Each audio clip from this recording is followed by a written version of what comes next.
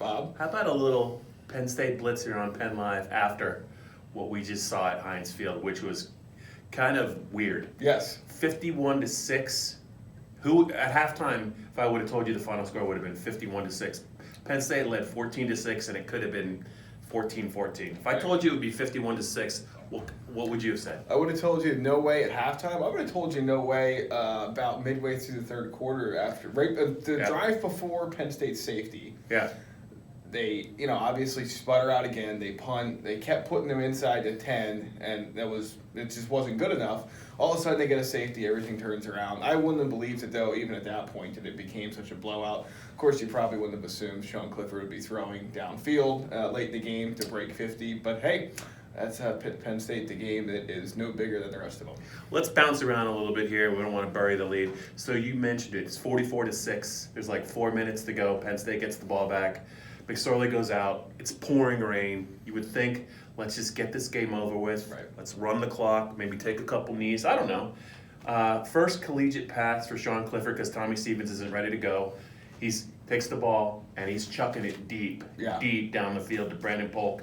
Touchdown, 51-6, 4 minutes to go. Excessive?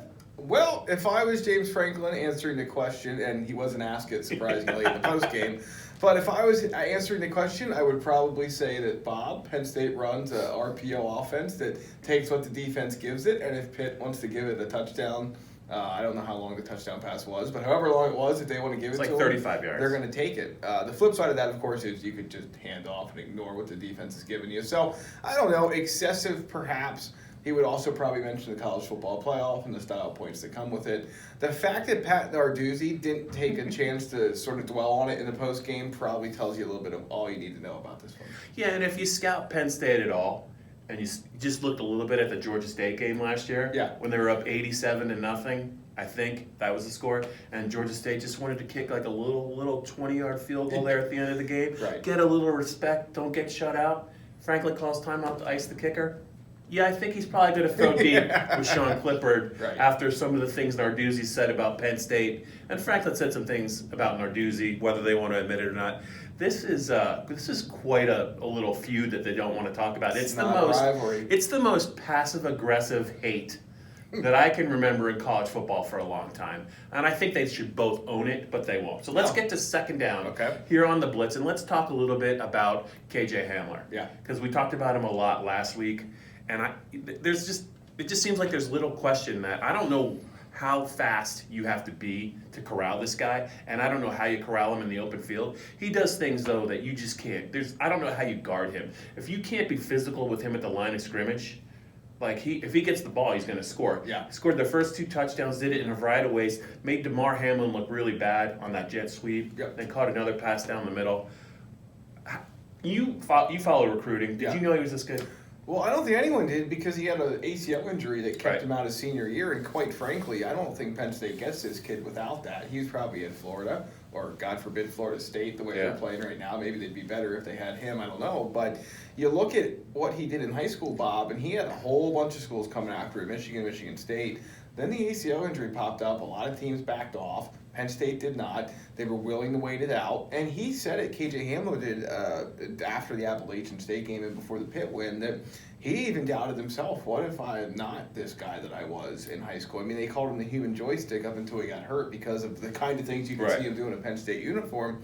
I don't think anyone expected this, though, after 2 years off of football. Bobby looks like he hasn't missed a week of practice. Yeah, and, he came through on a night where Juwan Johnson still has not really... Everyone assumed he'd be a 1,000-yard receiver this year. 6'4", 235, came on down the stretch last year. It hasn't come together for him. It really hasn't come together for the tight ends. It hasn't come together for DeAndre Tompkins. So he's really been, not only has he been good, but they've needed him to be good, not only this week, but last week. But I just think that from now on, you and I, whenever James Franklin mentions a breakout candidate in spring, and when we do play close attention, but almost every time he said it, those guys have been It's good. pretty close to 100%. I mean, I'm sure one's flopped, and we probably can't remember the name, but I mean, Carl Nassib, Austin Johnson, KJ Hamler. Even Sam Ficken. Sam Ficken. The one guy I think that he even mentioned it after the game tonight was Eter Gross-Matos, a guy that they really talk a lot about this spring. I know we're getting that away from KJ Hamler, but that's the one guy maybe that they would like to see more out of going forward the rest of the way. Okay, third down here on the Penn State Blitz here on Penn Live. Let's talk about who played and who did not. Tommy Stevens took the field for warm-ups, did not play. It's pre-warm-ups. I don't know what you call it. It's come out and toss the ball around in your pads and then go in and never be seen again. Shane Simmons still did not play. John Reed in uniform did not play well last week. I don't know if he's nursing something, but he was not even on the field, I don't think, tonight. At what point did Tariq Castro-Fields and Amani Oruwariye bypass him? I mean, honestly, if when he's healthy, you're going to put him back out there. But if he looks anything like he did in the App State game, I'll tell you what, to me, Penn State defense goes as those two guys go. Yeah. And John Reed's going to factor into it, but it's discouraging, I think, to see a guy that was an honorable mention All Big Ten pick that unfortunately had a knee injury, and now you don't see him. You see him play a lot, not very well the first week, and then not a long week too. You just wonder what his role is exactly moving forward. And let's not forget who did play. Kevin Givens played. Suspended for the opener against App State. They missed him. Violation. Who knows what it was. Right. Team rules, something. He was a naughty boy. Came back, and I thought he was dominant from the start. Yeah. He required double teams. Very productive. 2 tackles for loss. His impact and what it means to have him in the lineup moving forward. Yeah, I mean, I think the question I would have for you and for anybody is he the savior the Penn State defensive line needed? And was this tonight, how they played tonight, representative of how they played moving forward? See, I'm in maybe the minority here. I doubt it, though, that App State and that film is probably more indicative of what Penn State than this film. I mean, this was a blowout. This was everything went Penn State's way after a certain point in time. The word snowballing comes to mind. But Kevin Givens, if they had struggles early, he didn't struggle. He wasn't a part of that group. So he's a big part of it. I still think they need other guys to step up there. But if Sharif Miller, Gross-Matos, Windsor, and Givens are firing on all cylinders, it's going to be a pretty formidable defensive line. The problem is, and again, we're 2 games into it, not to jump too far down the road, Bob, but I don't know if we've ever seen all 4 of those guys play, and I guess my point is, moving forward, my question is, now that he's back and they're seemingly set, how long does it take before they really are the staple of the Penn State defense? As good as Penn State looked in the second half on defense, I think the Penn State fans have to just understand that I think they got to read that Pickett could not hurt them in the passing game. Right. He threw for 55 yards on 18 attempts. He's just not ready for that part of the game against maybe an athletic defense. Right. As the game went on, they figured out, they were hurting us early, but we don't really have to respect the pass, and I think they committed more players to the run. I'm not sure if they would have faced a better thrower tonight that the result would have been quite what it was. Yeah. But we got to wrap this up. We got to get to 4th down. Yep. I think we got to give some credit to the special teams of Penn State tonight after they were not good in the opener. DeAndre Tompkins still hasn't really gotten on track as a receiver. He had a 39-yard punt return for a touchdown, but really it was Blake Gillikin's punting, I think, that really helped the special teams.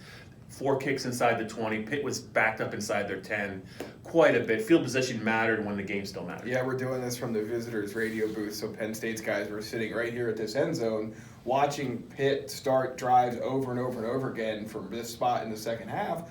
And it's because Gillikin was great. He wasn't good in the first game. I think he'd probably admit Last that. 2 kicks weren't good. Yeah, I will say this. Special teams coordinator Phil Galliano caught a lot of flack last week. His group was much better this week. Saturday was also his birthday. I think that played a role, but did you know? If not, you do now. So I just think that this group is, again, just like everything else we saw tonight, is probably somewhere between what we saw against App State and somewhere between what we saw tonight. Now, you said something with Dave on the postgame show that's right.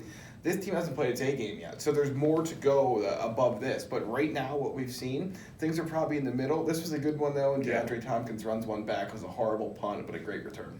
What I like about it is they continue to play a lot of players, a lot of young players, and you're going to see fewer and fewer mistakes from guys like Micah Parsons and some other guys. Ricky Slade didn't have a great game tonight, but I think the reps they're getting now will really help them in Big Ten season. This is going to be a deeper team. They can stay healthy.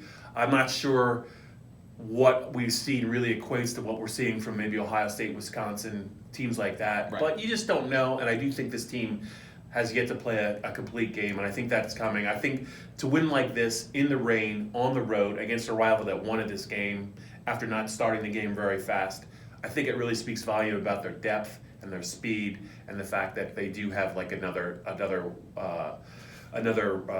what's the word I'm looking for? Level to go, higher ceiling to climb. I don't know. I'll accept the ladder. It's early in the morning. No, you're right. It's a don't little know. Help us out. punchy. Just say it. Gear. Another gear. There you go. Thanks, Dave. Dave Jones in the Peanut Gallery said gear. Tremendous We'll go with it. videographer. All right, let's get out of here. All right, that's it for this edition of the Penn State Blitz on Penn Live from Heinz Field.